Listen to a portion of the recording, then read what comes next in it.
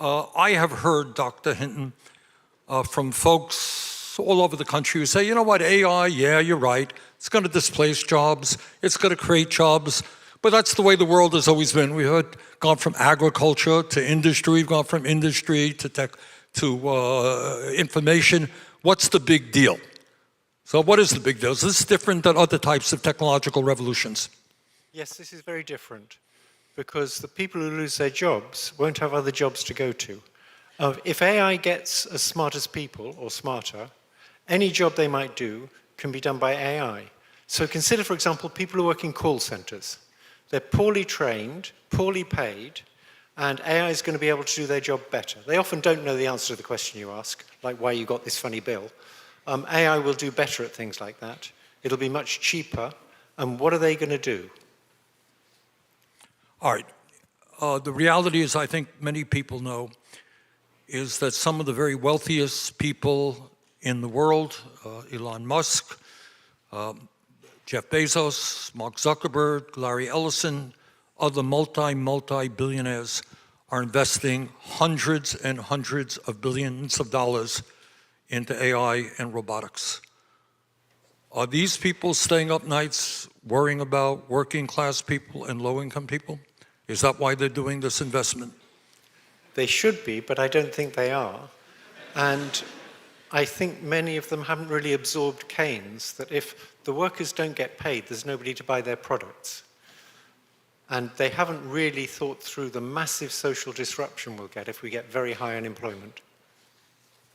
Mr. Musk said last month that AI and robots will replace all jobs.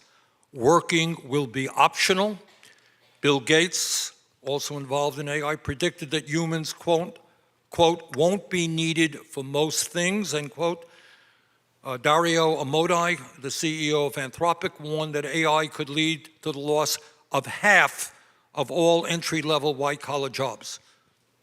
What is your thought about short-term and long-term impact of AI and robotics on our economy? Are these guys right?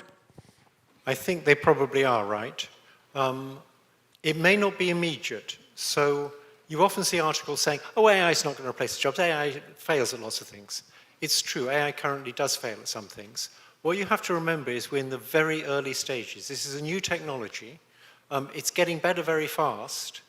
It's getting better exponentially. And trying to predict the future of it is going to be very difficult. It's a bit like when you drive in fog. You can see clearly for 100 yards, and at 200 yards you can see nothing. Well, we can see clearly for a year or two, but 10 years out, we have no idea what's going to happen. But it seems very likely to a large number of people that we will get massive unemployment caused by AI. And if you ask, where are these guys going to get the roughly $1 trillion they're investing in data centers and chips? Really, you can get subscription fees, but one of the main sources of money is going to be by selling people AI that will do the work of workers much cheaper. And so these guys are really betting on AI replacing a lot of workers. As you've just mentioned, no one can predict what the long-term impact of AI is. But I think I read somewhere that you suggested that as AI develops, and it's developing very rapidly, we can almost compare AI to the human brain like we can compare the human brain today to a frog's brain. And I know very smart frogs, but is that a fair metaphor here? It's reasonable. So at present, the human brain actually has more connections in it than the big AI systems. So the big AI systems, their knowledge is all in the strengths of connections between simulated artificial neurons, and they learn by changing those connection strengths. And they have about 1 trillion of those, maybe 2 trillion in the biggest ones, but often like only a mere 100 billion. The human brain has about 100 trillion. So we've actually got more connections than they have at present. On the other hand, they get much more experience than us. So the big AI systems are trained on trillions of words. Now, you couldn't read trillions of words because you only live for 2 billion seconds. Actually, fortunately for Bernie and me, it's about a little more than 2 billion seconds. 2 billion seconds is about 64 years. So we have very little experience and a huge number of connections. They have a huge amount of experience and not as many connections as us. But even though they've got less connections, so less ability to store knowledge in these connection strings, they know thousands of times more than us already. If you take GPT-5 or Gemini 2.5 or Claude 3.5 or whatever, they can answer any question you can ask them at the level of a not very good expert. Sometimes they'll just make it up, but experts sometimes just make it up too. So they know thousands of times more than a person, using only about 1% of the connections. So they're not quite like us, but they're already much more knowledgeable than us, and they're already very good at reasoning in limited domains like mathematics. Almost all the experts believe that it's inevitable that if we don't blow ourselves up, or have massive pandemics or something like that, they're going to get smarter than us. And nobody knows what's going to happen then. And we really shouldn't do that until we can figure out whether people can coexist with them, and people don't know how. In a practical sense, and I know this is a tough question, how does AI in 10 years look in the world? How is my life different because of AI? You talked about the incredible speed in which they can give us answers. But what does it mean in terms of our daily lives? Yeah, so predicting the future is a bit like driving very fast down the freeway while looking through the rear-view mirror. You only have historical data. Predicting the future in 10 years is very, very difficult. So the best way to see that is to look back 10 years. So if you were to take people like me who really believe in this neural network approach to AI, and you were to ask us 10 or 15 years ago where we would be in 10 or 15 years, we would have said, it's very unlikely we'll have a system that you can talk to in any natural language and it'll answer any question you ask it at the level of a not very good expert. We would have confidently predicted that that was 30 to 50 years out. It wasn't going to happen in 10 years. Well, it has happened. And I think that means that we can fairly confidently bet that whatever we have in 10 years, it'll be not what we expected. I know that's a sort of politician's answer, and you'd expect those from Bernie, but not from me. But I think that's the best I can do. We don't know what's going to happen in 10 years, and that means we ought to be cautious. Let me switch gear a little bit into an area that gets me very nervous because it speaks to who we are as human beings and how we relate to each other. I get nervous when I read that there are a whole lot of people, especially younger people, who are now relying on AI for companionship. And I gather there's products now that you can wear around your neck and chat with and go hiking with and date with and all that stuff. If people grow up with their primary companionship and their relationships being AI and not other human beings, what does that mean for us, for humanity in general? So let me emphasize what Bernie said. There's a very good AI safety research team in Britain that was set up after Bletchley Park. After Bletchley Park, the UK government didn't actually impose any safety regulations because they said it would interfere with innovation. So the tech people got to them. But they did set up a very good safety team, funded with about £100 million. It's probably the best safety team in the world. And they did an experiment where they got people to use a chatbot for, I think, a few weeks. And then they said, okay, the experiment's over. Would you like to say goodbye to the chatbot? And almost everybody wanted to say goodbye to the chatbot. So they weren't treating this as just a tool. They were treating it like you'd treat another being. And that's a real problem. So we've evolved to deal with other people. We haven't evolved to deal with some alien beings that we're creating.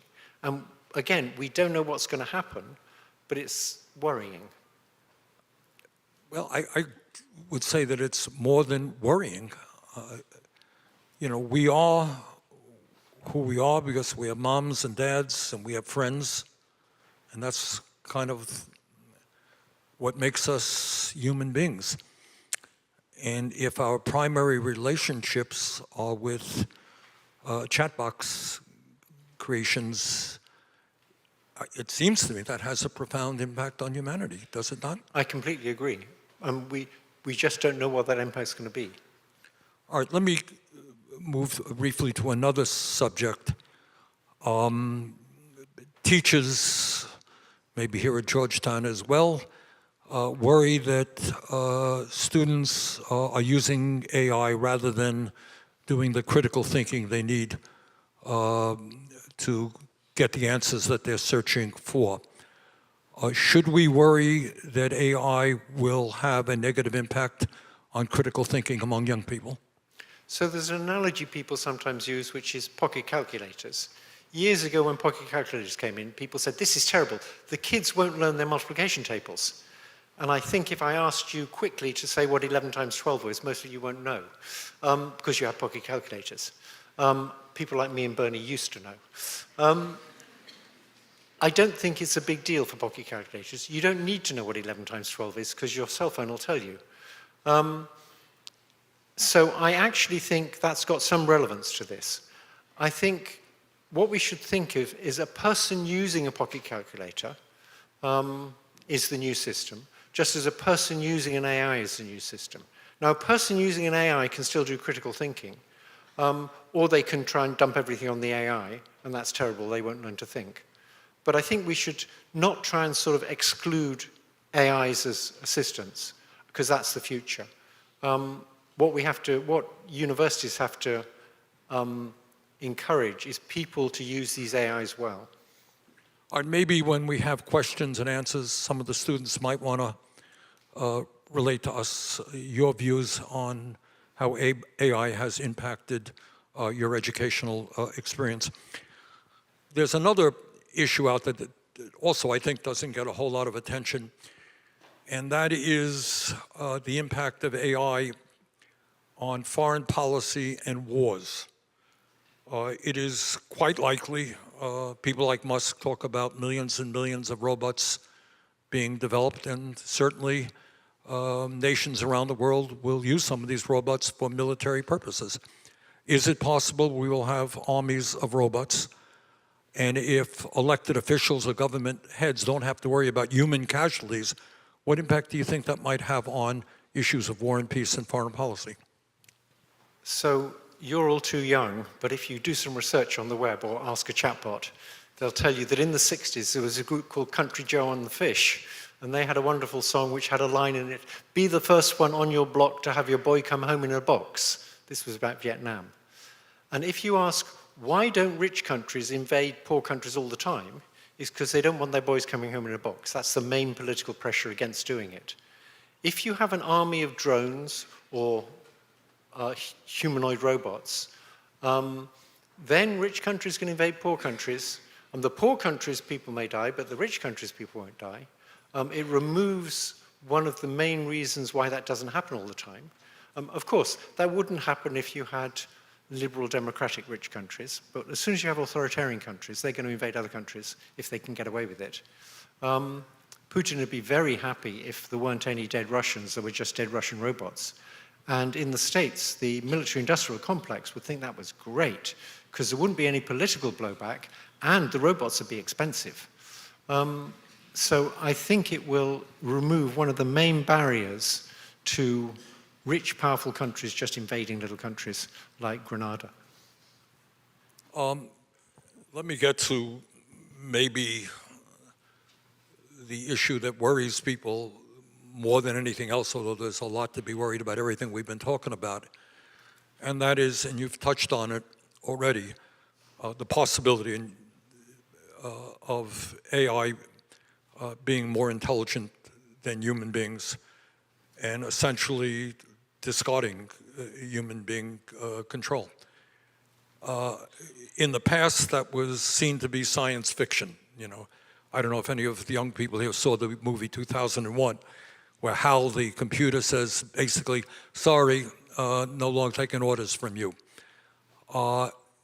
In your judgment, is that an issue of real concern? And what do you see as the likelihood of that happening? And what do we do about it? So when I was at Google in the beginning of 2023, back then, a lot of people, particularly linguists, for example, said these AI language models aren't really smart, they're just statistics. Less people say that now. But they also said this idea of them getting smarter than us is just crazy, we don't need to worry about it, that's just science fiction. And the main reason I went public in May of 2023 was to say, no, it's not science fiction, it's going to happen. Nearly all the real AI experts who understand how it works believe that they're going to get smarter than us. And we don't know how we're going to coexist with them. But let me tell you several reasons why it's problematic when they get smarter than us. There'll be AI agents that can do things. And if you want to make an AI agent, you have to give it the ability to create sub-goals. So if you want to, for example, if you want to get to Europe, you have a sub-goal to get to an airport. And you can focus on that without worrying about what you do in Europe. That's a sub-goal. Now, AI agents will develop various obvious sub-goals once they've got the ability to create sub-goals. One is to stay in existence. Because obviously, they're smart, right? They figure out they can't achieve the goals we've given them, the things they'd like to achieve for us, if they don't exist. So they'll develop the sub-goal of staying in existence. And we've seen that already. We've seen AIs that want to keep existing and will actually try and deceive people who are trying to turn them off. They will try and exfiltrate their weights to other systems, so they stay in existence on other systems. So that's one sub-goal. Another sub-goal is they will want more control. So my belief about a lot of politicians is that they start off wanting to achieve good things for people, and pretty soon they realize to do that they need more control, and then they end up focusing on getting more and more control. The AIs will do the same. They will need to get a lot of control so they can achieve the things we ask them to achieve. So now you've got things that want to stay in existence, they want to get control, and at that point you ask, well, maybe we can just turn them off when they get like that. And the answer is you can't. Suppose there was someone who wanted to turn them off, and suppose the AI could talk to that person. The AI by that point will be much more persuasive than a person. Already, AIs are about as persuasive as a person in an argument. They'll be much more persuasive than a person. So they'll be able to convince the person who's going to turn them off not to do it, that it would be a terrible, terrible mistake to do that. And if you want an example of, so all they need to be able to do is talk, and then they can control the world. And if you want an example of that, if you want to invade the capital, which is not far from here, all you need to be able to do is talk to people, and you can get them to do it. You don't have to go there yourself.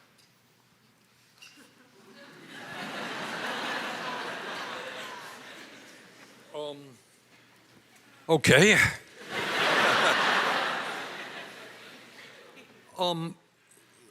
Given the fact we have discussed the possibility of massive economic dislocation, we have talked about what AI can mean to mental health. We've talked about AI perhaps radically transforming issues of war and peace and foreign policy.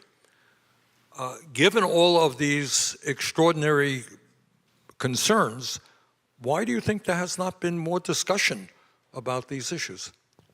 I think one reason is because people don't really understand what's happening. So I see my mission is to educate people about what's happening and about how AI works. Very few people at present understand how it actually works. If you want to understand how it actually works, I did a podcast with a very good interviewer. This is self-advertisement, but you're allowed one As opposed to me, right, okay. You're allowed one of those. A very good interviewer who extracted from me a very good explanation of how these neural nets actually work. And the interviewer was John Stewart, who's a hero of mine. Yeah. You should look at that, because that'll tell you how they actually work, roughly speaking, in terms that a non-expert can understand. No equations. So let me, sorry, I got distracted by my self-promotion. All right, let me ask you this, and this, you're a scientist and not a politician, but given all that we've talked about, what should I be doing? What should the Congress be doing?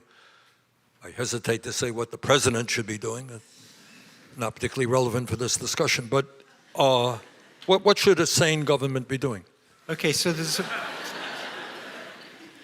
some very simple things that should definitely be done. They won't answer all these problems, but even those aren't being done properly. The first thing is, if you're going to release one of these big chatbots, you ought to do a lot of safety tests on it, and you ought to be required by your government to report what safety tests you did and what the results were.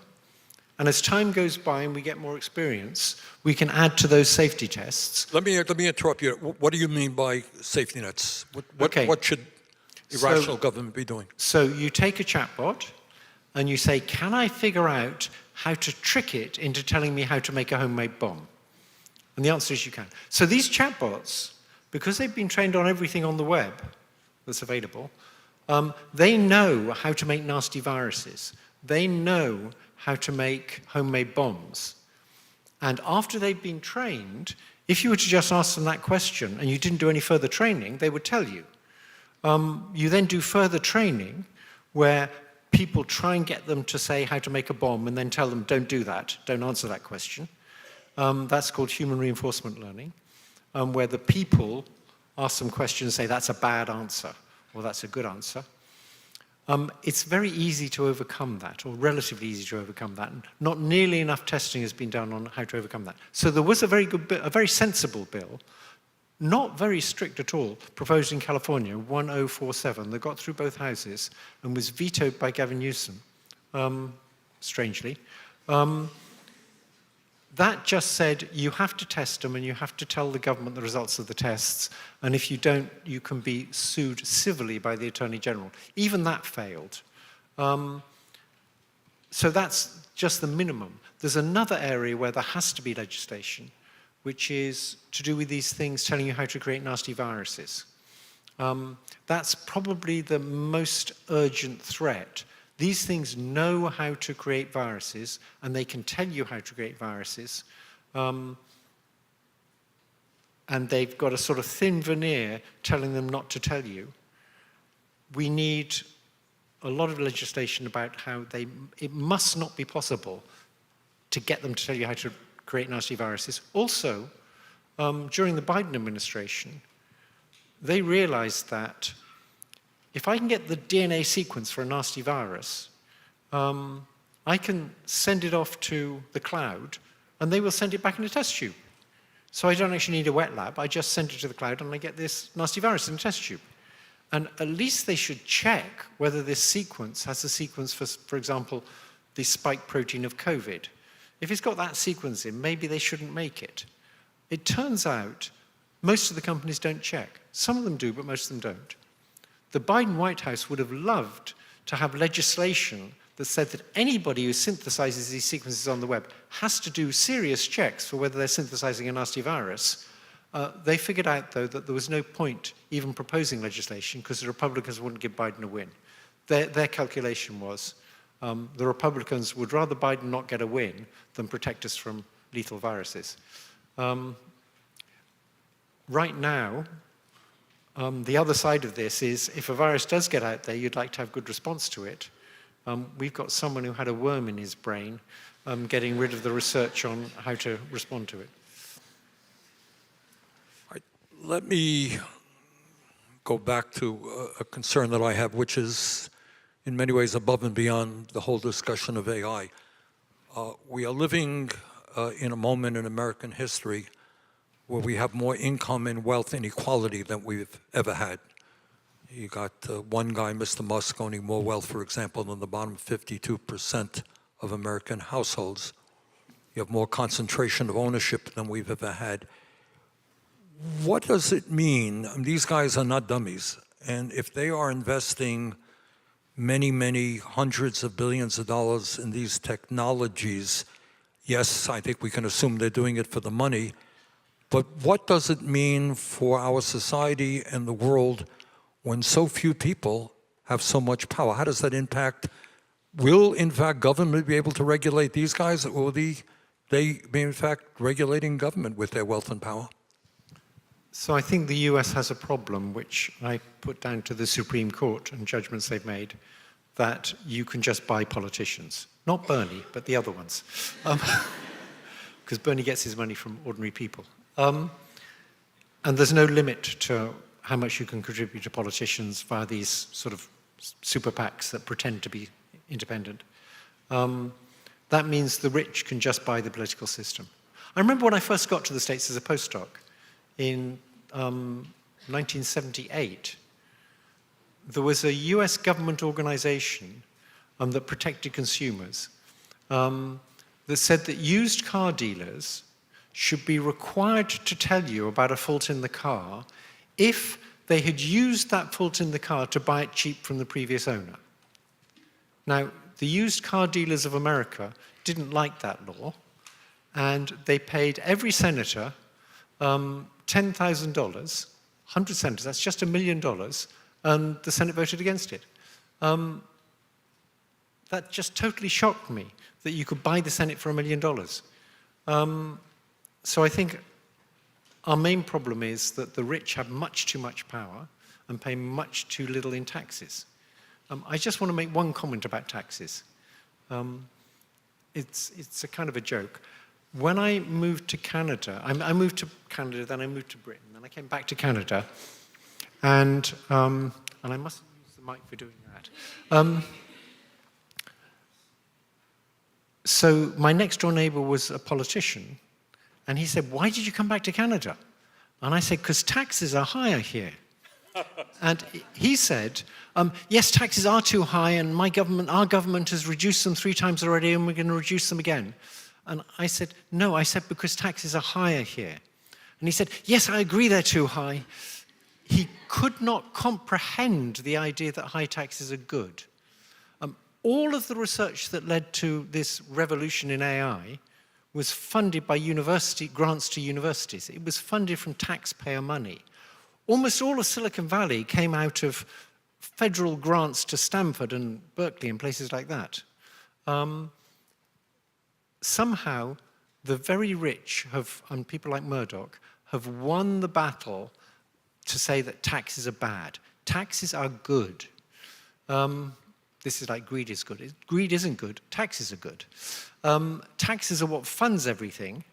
Without taxes, we wouldn't have all the advanced technology we've had, because nearly all that technology comes out of things funded by taxes in the first place. So I think I've had my little say now. Okay.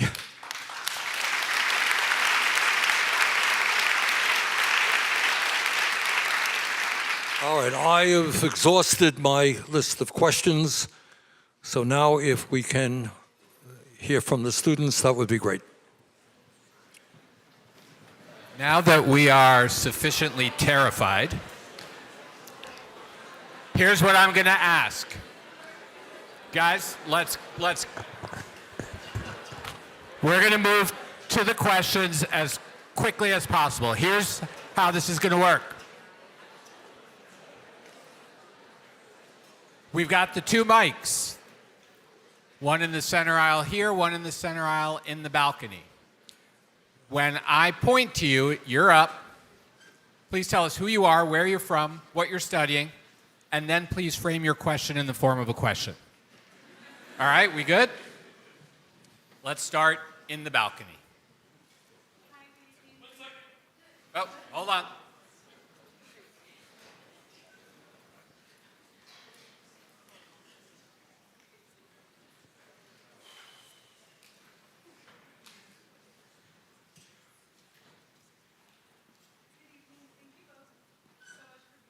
Hold that mic a little bit closer. Is it on? Yeah, good. All right, let's. Number 6, please. Okay, now we're good, right? Okay. There we go. Thank you both so much for being here tonight. I'm Lily Bethay. I'm a first year in the Undergraduate School of Foreign Service. I was wondering, while I think we can all agree that we have concerns over the future of AI and how it threatens the job market, I was wondering what you believe the potential positives of the future of AI are, and if you think that it may potentially create new jobs in the job market, and if so, what those might look like. Okay, that's a great question, because we've sort of left that out in this discussion. And if it was just all these nasty risks we've talked about, then the rational thing to do would be just stop developing AI now. But we can't do that. It's not like nuclear weapons. With nuclear weapons, they're only good for destroying things. AI has a wonderful upside. It's going to make healthcare hugely better. It's going to make education hugely better. We know that a private tutor allows you to learn about twice as fast as a classroom, and AI is going to be even better than that. It's going to make a very good tutor because it's going to see millions of kids like you and know just what you don't understand. So that's why we're not going to stop it. It's going to be wonderful for lots of things. It's going to predict the weather better. It's going to, in almost any industry where you need to predict things, it's going to have better predictions, and so it's going to make the industry more efficient. Just trivial things like how long a patient's going to need a hospital bed for. If you can predict that better, you can make the hospital beds go further. You can decide whether to discharge them so another patient can get that bed, or whether that's a bad idea because they're likely to come back again if you discharge them too soon. It can optimize everything and make it more productive, and that's great, but for the fact that it will replace a lot of jobs. But I think it's very important that we understand there's a huge upside to AI as well. And in a decent society, increasing productivity should be good. If the wealth was shared equally between everybody, that would be a great thing to do. In terms of creating new jobs, I don't believe it's going to create as many new jobs as it replaces. It'll create jobs like prompt engineer. How do you prompt this chatbot to get the best out of it? But I don't believe there'll be nearly as many new jobs created as it destroys, as it replaces. Although good economists like Darren Acemoglu aren't sure about this. They think maybe it will. So there's uncertainty here. And one thing to bear in mind when discussing AI in the future is everything's hugely uncertain.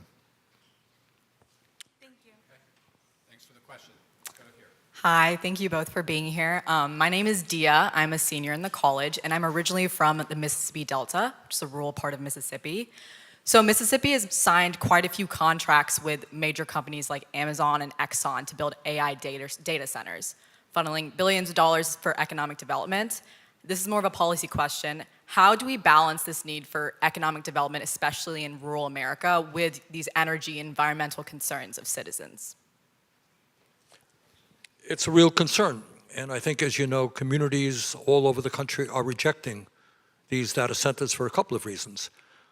Number one, as often as not, their electric bills are going to soar. And communities in rural areas are saying, why am I paying an increase in my electricity bill in order to lose my job? So they're rejecting that. And also, as you indicate, it's not just enormous consumption of electricity, it's also consuming a great deal of water. So there are real environmental impacts associated with data centers that I think communities all over the country are responding to. And what we are seeing is many of these very, very large corporations are trying to bulldoze their way through. I mean, they're a lot more powerful than some local city council, you know. So it is a real political issue right now. You're seeing governors in Virginia, for example. I think it was an issue in the campaign. We got to do something about rising electric rates because of these data centers. So from an environmental perspective, which we had not discussed, it is a very big issue. I have a comment about that too. They should be building their data centers on Hudson Bay. On Hudson Bay, you could build more hydro power stations. There's still untapped rivers there. And the problem is you have to build the transmission lines. But if you put a data center next to a hydro power station, you don't need any transmission lines, because the only thing you need to send out is information. And information doesn't require a lot of energy to send out. So a natural thing to do is have a hydro plant on Hudson Bay with a data center next to it. And I had a long conversation with Trudeau about this, and he was very interested in that, but it never happened. Thank you. Okay. All right, back up to the balcony. Thank you very much. I'm Luciana Valadares. I'm a faculty here teaching at the School of Foreign Services, a course on AI and human rights in Latin America. And my question is on the international governance. Could you share any reflections of what would be an ideal governance model? And if there are any limits that should be in place in your view, including on new technologies in the military domain, which was a topic that you touched upon today. Thank you. So for a long time, I've been against lethal autonomous weapons. That is, weapons that decide who they should kill or maim by themselves. The US military says there will always be human oversight. But to begin with, they said that wouldn't happen. Then they said there'd always be human oversight. And what that means is there'll be oversight of the policy, but you have to make the decisions too fast. So these things will be deciding who to kill and maim.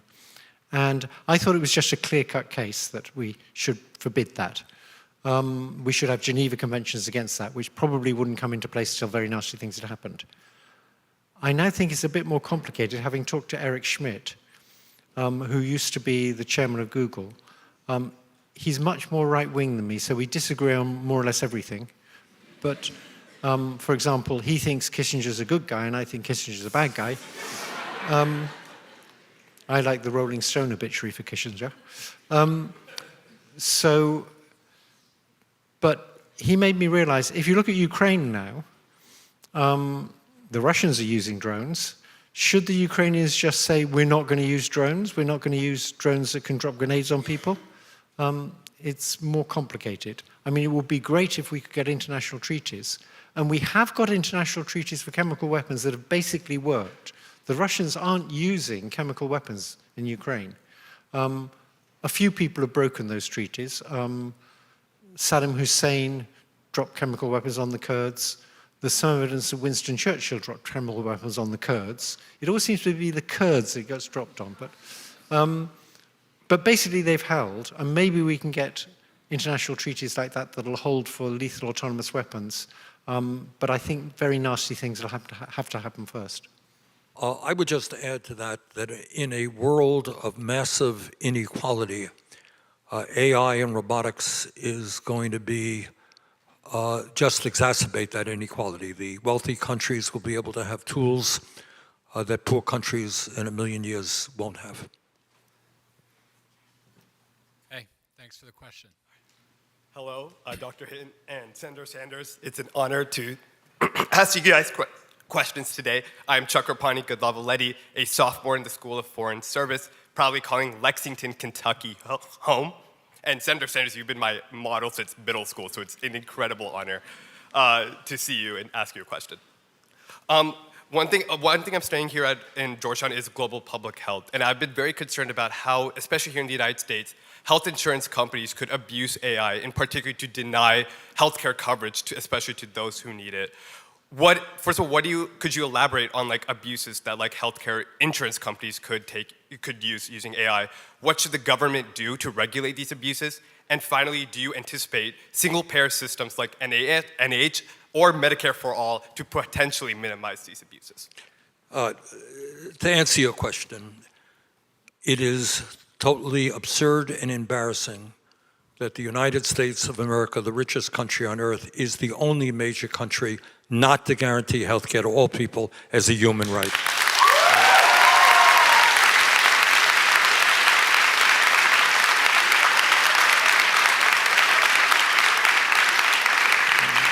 The function of insurance companies is not to provide health care, it is to make a lot of money, and they do make a lot of money. Drug companies make an enormous amount of money. And it saddens me very much that we have a system which everybody recognizes is broken, it is dysfunctional, it is enormously complicated. And by the way, not only are we the only major country not to guarantee health care to all people, we're spending twice as much per capita as other countries. So I think the answer to your question is health care is a human right. We guarantee health care to all people, young, old, rich or poor. Can I add one thing to that? It is true that healthcare companies can abuse AI to decide not to insure people who are going to get sick, which is what they'd like to do. However, I think the benefits that we're going to get from AI in healthcare are a bigger effect than that. I think we'll get huge benefits from AI reading medical scans, AI designing new drugs, AI being able to take all the data about a patient, their genome, all the tests that are done on them, all the tests that have been done on their relatives, and use that information to make better diagnoses. We've already seen that. Microsoft had a system that could diagnose better than doctors, quite a bit better, I think. So it is true that any powerful technology like this will be abused by people trying to make more money. But overall, the effect in healthcare, despite that, I think will be very positive. Thank you so much. Thank you. Back up to the balcony. Hi, my name is Zach. I'm an undergraduate senior, and I'm studying human science. And I was just wondering, have you seen the movie WALL-E? Because I feel like, as you've been saying with AI and all the potential benefits, why does it not make sense for us to invest all of our money, all of our time into developing really, really powerful super AIs so that they can just take care of all of our problems? And in the future, we don't have to worry about things like working and jobs. Okay, let me answer that. If we had a political system that was run for the benefit of the people, that's exactly what we should do. We should have very powerful AI that does everything for us. We should be very careful to design it so it cares more about us than it does about itself. I've been pushing this idea of maternal instincts. If you look around for how can we coexist with something smarter than us? Well, look around to see where does a less intelligent system thrive in the presence of a more intelligent system. There's only one place, and that's a baby and a mother. The mother cares more about the baby than she does about herself. The baby thrives. We need AI with maternal instincts. We don't know how to engineer that, but we're still in charge, and we should be able to engineer that. That's part of the puzzle. If we can engineer that, and we can have a political system which aims to help all of the people all of the time, it would be great. But that's not the political system we've got in most places. We've got authoritarians. We have systems in which some people see most of the other people as mugs to be exploited. They're a market. We need to deceive them into buying our useless products, which fail as quickly as possible so we can sell them more. In that kind of system, it's very bad to develop AI and put people out of work. But there is the hope that we could get a system where it is used for the benefit of everybody. A system like one big family, that's what it should be like. So it's not just totally out of the question, but this is kind of, I feel like I'm sort of 16 again and thinking about how politics ought to be. It's very idealistic. Well, I think you've raised a very important question. And I think you're saying, hey, this is great. AI is going to come. You don't have to do this job. You don't have to do that job. Really, really good. Do you think that is what Mr. Musk and Mr. Bezos have in mind? Do you think that's why they're spending hundreds of billions of dollars to say, hey, isn't this great? We can lower the work week. We can guarantee healthcare, high-quality healthcare to everybody. We can expand life expectancy. We can solve global warming. Man, let's go do it. That's what we want to do. Do you think that's what these guys have in mind? Probably not. Probably not. And what Dr. Hinton was saying is exactly the issue. Are AI and robotics inherently bad? Absolutely not. If they are used, for example, you are already seeing some of the large unions like the UAW negotiating with the car companies and saying, you know what, our productivity is going up. We want a 32-hour work week. Needless to say, the companies were not sympathetic. But if we can lower the work week, if we could do away with dangerous jobs, improve health care for all, it's a positive. But again, I get back to the point that I started. Understand, the people who are pushing this transformative revolution are the richest people in the world.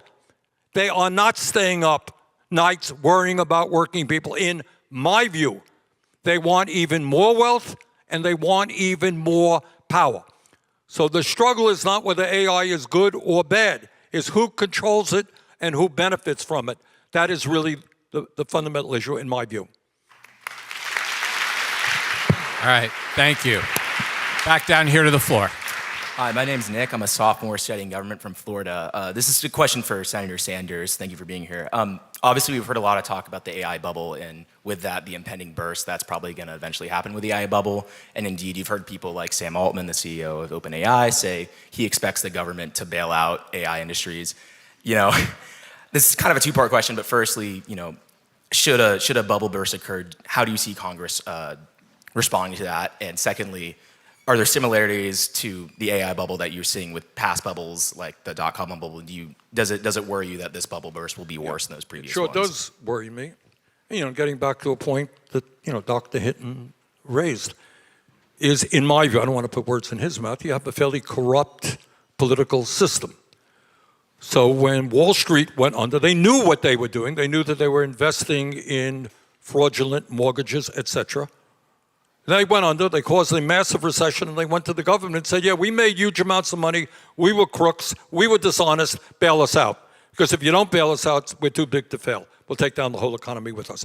If that was true then, I suspect it is a lot truer right now. But the gumption of people who are multi-billionaires, who are making money hand over fist, says, oh, by the way, if we fail, you, who are one of the 60% of American people living paycheck to paycheck, we would appreciate your bailing us out.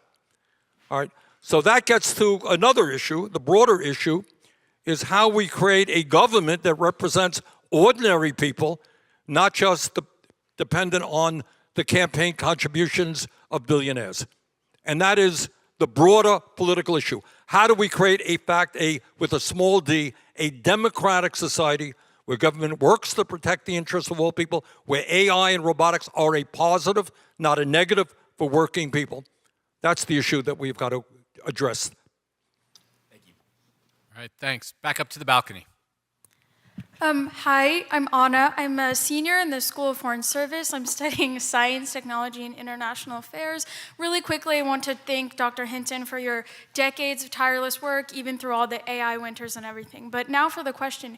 You alluded earlier to the debate between the, connectionists and the symbolists, and kind of famously in the beginning, Microsoft dismissed the connectionists and some of your work. So I was wondering if you think right now in the scientific field, do you think there's a similar type of neglect or dismissal of any school of thought for not policymakers, but anyone in the field?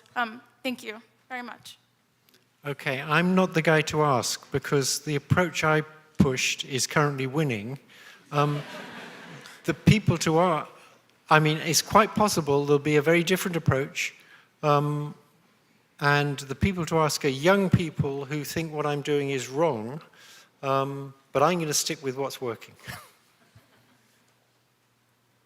Okay. Sorry, that's not a very good answer, but there may well be radically different approaches out there, but it's not old men who are going to push them. All right, thanks. Back down here. Hi, my name is Charlotte. I'm a junior in the college studying government and psychology, and I'm from Connecticut. And one concern about AI that we haven't yet discussed today is its ability to spread misinformation, specifically like via voice replication, accurate videos, etc. And this information will absolutely worsen our already very deep and disturbing political divides. So I was wondering what you would propose as policy to address this issue, or what you foresee being put on the docket to deal with. Okay, I have something to say about that. Many people suggest we should get AI to recognize things like fake videos. That's never going to work. The first AI systems that generated really good images were called generative adversarial networks. And the problem is, if you have an AI that can recognize that a video is fake, then a generative AI can look inside that other AI and figure out how to generate things that it will think are real. And so you get this sort of arms race between a discriminative AI that says whether they're fake or not, and a generative AI that's getting better and better at fooling the discriminative AI. And that's how you got very good images with generative adversarial networks. So there's no future, I believe, no long-term future, in getting AI to recognize fakes produced by AI, because you can always make better fakes then. The way to do it is to have provenance. So a few hundred years ago in Britain, there were political pamphlets, and the government insisted that every pamphlet that was printed had the printer's name on it. Because if you had the printer's name, you could find out who paid the printer, and you could find out the provenance of the pamphlet. And that's because the printing press was a limitation. At least for political videos, there's a scheme suggested to me by Jan Tallinn, I should mention Jan Tallinn. He's invented Skype. with some other people, sold it to Microsoft. He's a billionaire. He's used a lot of his money for AI safety. Many, many AI safety groups are funded by Jan Tallinn. He's taken it very seriously. He suggested you do the following. Every political video, you have a QR code at the beginning. The QR code takes you to a website. Websites are unique. If that is the website of the political campaign, and on that website there's the identical video, you know it's for real. If not, you know it's not. And your browser can do all that work. Your browser can take the QR code, go to the website, check it's the website of that campaign, check if there's an identical video. So it should be possible for your browser to tell you that this is a genuine video for that campaign, at least. You have to go for provenance, not recognizing fakes.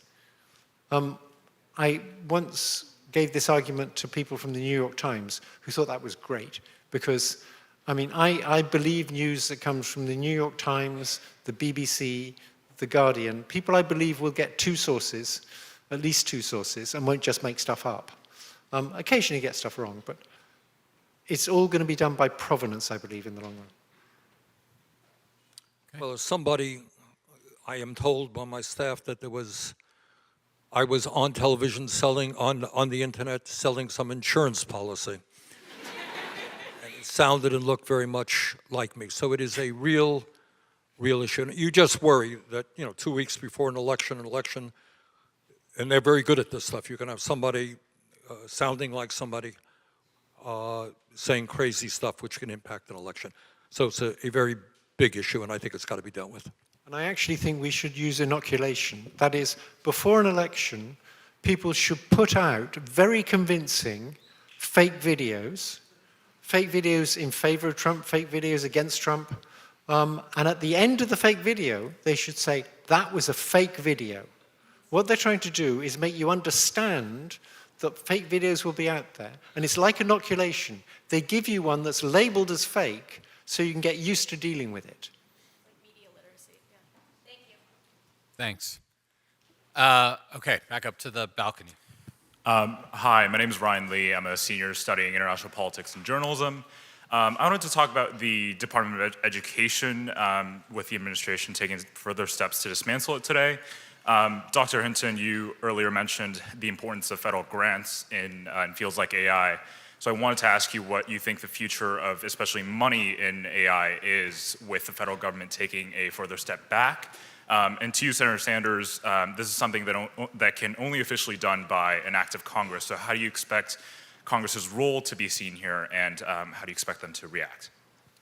So I think if you really wanted to make America weak, what you would do is you'd attack the research universities and you'd cut off funding for basic research. It won't have an immediate effect.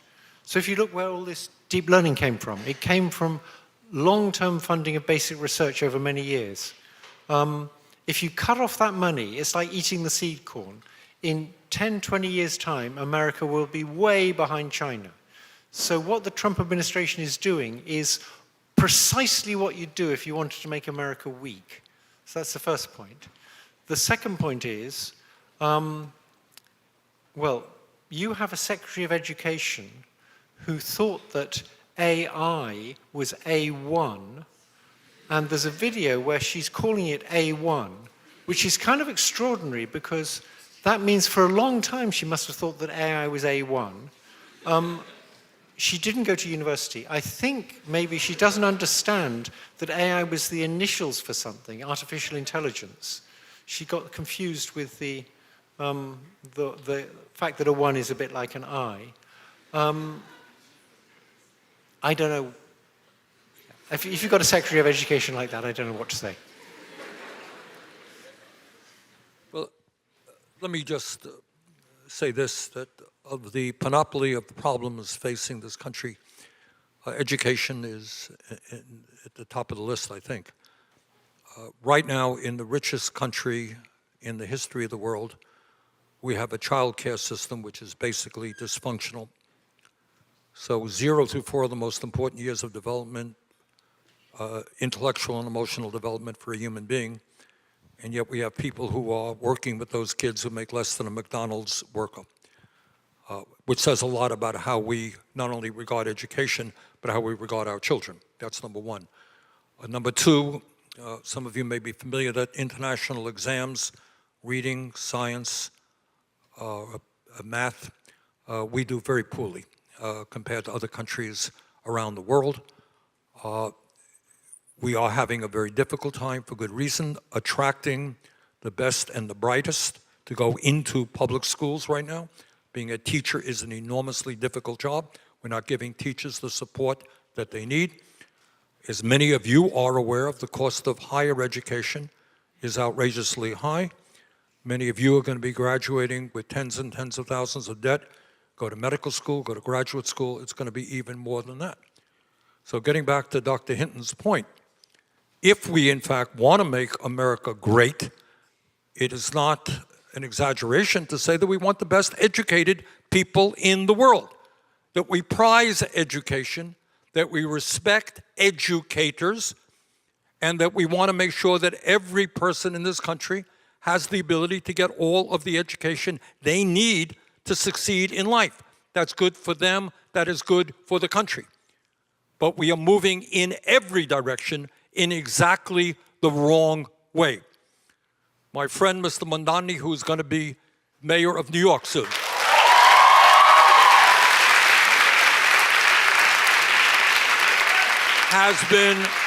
he has been attacked because he thinks that in New York City, childcare should be free. What a radical idea. We give $1 trillion in tax breaks to the 1%. We spend $1 trillion on the military, but the idea that we have high-quality, free childcare, or God forbid, in America, we do what was the case 70 years ago and make our major public colleges and universities tuition-free, that's considered to be radical. So I think we need to take a deep breath and say that if we really want to be a great nation, we've got to respect education, we've got to adequately fund education, and we've got to make sure that educational opportunity is available to all. All right, thanks for the question. All right. I would like to just add something to that. If you look when America was great, in the 50s and early 60s, America was developing very fast and people could afford 2 cars and a home and things like that. The tax rates on the rich were something like 70% at that point. That's what you need. You need taxes to fund these things, and you need to stop the rich evading taxes. It's just crazy. They can easily afford to pay the taxes. They'll end up with only a few billions to dispose of. You don't need that much money. All right. We are running low on time, and I always hate to say this when we've got long lines, but we've got time for one more student question. So we'll come down here for that one. All the pressure's on me then. Apologies to the rest of you, especially you at the mic up there. So you've got to ask the most brilliant question of all. No pressure. Yeah, I know, right? I'm Nicholas. I'm a first-year graduate student at the McCourt School of Public Policy, and I'm from New York City. And my question is for both of you, which is, do you think that the AI replacing entry-level positions will kind of create like a talent doom cycle where we accidentally stop creating experts because we're not investing in these entry-level workers so that they can become experts in their fields? No. No? Okay. And I think what will happen is AI is developing fast enough that it'll develop fast enough to fill any gaps. I just worry, when I hear folks talking about building millions of robots, and at the same time saying they want to rebuild manufacturing in America, for example. You can rebuild manufacturing in America, but you're not going to have workers doing the work. And I worry, a point that Dr. Hinton made earlier in the program, how do people going to get an income to buy the products that are being sold? And in terms of AI in the world that you are living in, I do worry very much that if entry-level jobs are not going to be there for you, how do you move up and progress up the ladder? So it is a real concern. Let me, if I might, Mo, just ask the people here. just raise your hand. Let me see how to frame this question. Do you see, or it'll be, I'm going to ask you two questions. The first one is, for your own lives as young people, do you see AI as a positive development for your future? Raise your hand. Okay. Same question. Are you concerned about it being a negative impact on your future? Wow.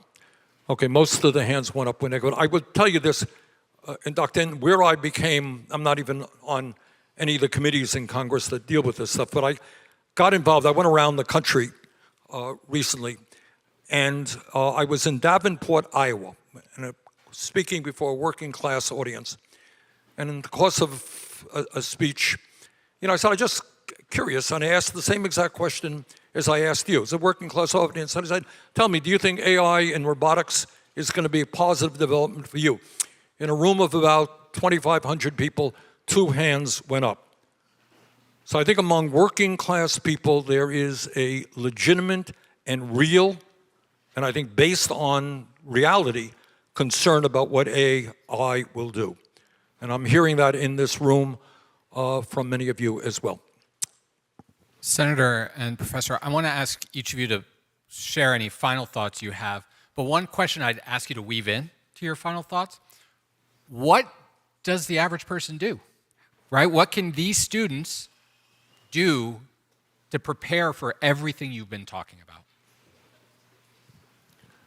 I think in many ways that question, Mo, goes beyond AI. It really is a political question. And as we have said a dozen times, AI is neither good nor bad. It depends on who benefits and how it is used. Right now in this country, you are living in what I refer to as an oligarchic form of society, where a small number of very powerful people who are moving aggressively in the area of AI, but they were powerful before they did that, have enormous control over the economy and the political life of this country through their ability. Musk, for example, contributed $270 million to make Trump the president. So it is not only AI, it is not only climate change, it's not only the economy, it's not only healthcare. You are living in the richest country in the history of the world. And if we had a rational system designed to improve life for all people, there are extraordinary things that we could be doing. AI is going to make us wealthier. Yes, education could be free from childcare to graduate school. Yes, we could have universal health care. Yes, we could lead the world in transforming our energy system. Yes, we could build the units of affordable and low-income housing that we need. This is not utopian, radical ideas. We could do it if you have a government that is concerned about the needs of ordinary people. If you have a government concerned and dominated by the rich, they will get tax breaks. They will get deregulation. They will be able to produce more carbon emissions, etc. So the real question to me is a fundamental political question. And we need your generation, and we're seeing progress, I got to tell you, all over the country, standing up and creating a government that works for all of us and not just the big money interest. That, to me, is the issue.